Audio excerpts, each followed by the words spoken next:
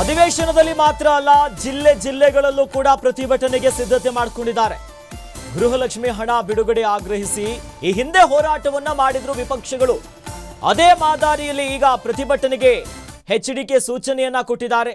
ಸರ್ಕಾರದ ತೆರಿಗೆ ಹಣದಿಂದ ಕಾಂಗ್ರೆಸ್ ಕಾರ್ಯಕರ್ತರ ಪಾಲಾಗ್ತಿದೆ. ಈ ಮೂಲಕವಾಗಿ ಈಗ ಬಿಜೆಪಿ ಮತ್ತು ಜೆಡಿಎಸ್ ಪ್ರತಿಭಟನೆ ಮಾಡೋದಕ್ಕೆ ಸದನದಲ್ಲಿ ಸಿಕ್ಕಾಪಟ್ಟೆ ಸದ್ದು ಮಾಡಿರುವಂತಹ ವಿಚಾರ ಇದು. ಸಭಾತ್ಯಾಗ ಕೂಡ ಮಾಡಿದ್ರು. ಸಾಕಷ್ಟು ಮಾತುಗಳಿಗೆ ಕಲಾಪದಲ್ಲಿ ಸಾಕ್ಷಿಯಾಗಿತ್ತು. ಆದರೆ ಈಗ ಜಿಲ್ಲೆಯಲ್ಲೂ ಪ್ರತಿಭಟನೆ ಮಾಡೋದಕ್ಕೂ ಮುಂದಾಗಿರುವಂಥದ್ದು ಸರ್ಕಾರದ ಹಣ ಕೈ ಕಾರ್ಯಕರ್ತರಿಗೆ ದುರ್ಬಳಕೆ ಆಗ್ತಿದೆ. ಅಂದರೆ ಏನು ಕಾಂಗ್ರೆಸ್ ಸರ್ಕಾರ ಪಂಚ ಗ್ಯಾರಂಟಿಗಳನ್ನು ಕೊಟ್ಟಿದೆಯಲ್ಲ, ಇದನ್ನ ಅನುಷ್ಠಾನ ಮಾಡೋದಕ್ಕೆ, ಮೇಲ್ವಿಚಾರಣೆ ಮಾಡೋದಕ್ಕೆ ಈಗ ನೇಮಕ ಮಾಡಿಕೊಂಡಿದ್ದಾರೆ. ಯಾರಲ್ಲಿ ಪ್ರಮುಖವಾಗಿ ಕಾಣಿಸೋದು ಕಾಂಗ್ರೆಸ್ಸಿನ ಕಾರ್ಯಕರ್ತರಿದ್ದೀರಿ. ಇವರಿಗೆ ಜನರ ಕಟ್ಟುವ ತೆರಿಗೆ ಹಣ ಹೋಗುತ್ತೆ, ಇದು ಹೋಗಬಾರ್ದು. ಸರ್ಕಾರಿ ವಾಹನವನ್ನು ದುರ್ಬಳಕೆ ಮಾಡ್ತಿದ್ದಾರೆ. ಈ ಸಮಿತಿ ರಚಿಸಿದ್ರೆ ಸಾವಿರಾರು ರೂಪಾಯಿ ಸಂಬಳ ಪಡಿತಾರೆ.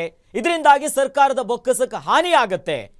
ನೀವು ಕೊಟ್ಟಿರುವಂಥ ಗ್ಯಾರಂಟಿ ಯೋಜನೆಗಳಿಗೆ ಈಗ ಈ ರೀತಿಯಾಗಿ ಹಣ ಪೋಲಾಗಬಾರ್ದು, ಇದು ನಾವು ಒಪ್ಪಲ್ಲ ಅನ್ನೋದಾಗಿ ವಿಪಕ್ಷಗಳು ಧ್ವನಿ ಎತ್ತಿರೋದು. ಈ ವಿಚಾರಕ್ಕೆ ಸಂಬಂಧಪಟ್ಟಂತೆ ಸದನದಲ್ಲೂ ಕೂಡ ಸಾಕಷ್ಟು ಚರ್ಚೆ ಆಗಿತ್ತು. ಈಗ ಜಿಲ್ಲೆಯಲ್ಲೂ ಹೋರಾಟ ಮಾಡೋದಕ್ಕೆ ವಿಪಕ್ಷ ರೆಡಿ ಆಗಿರೋದು.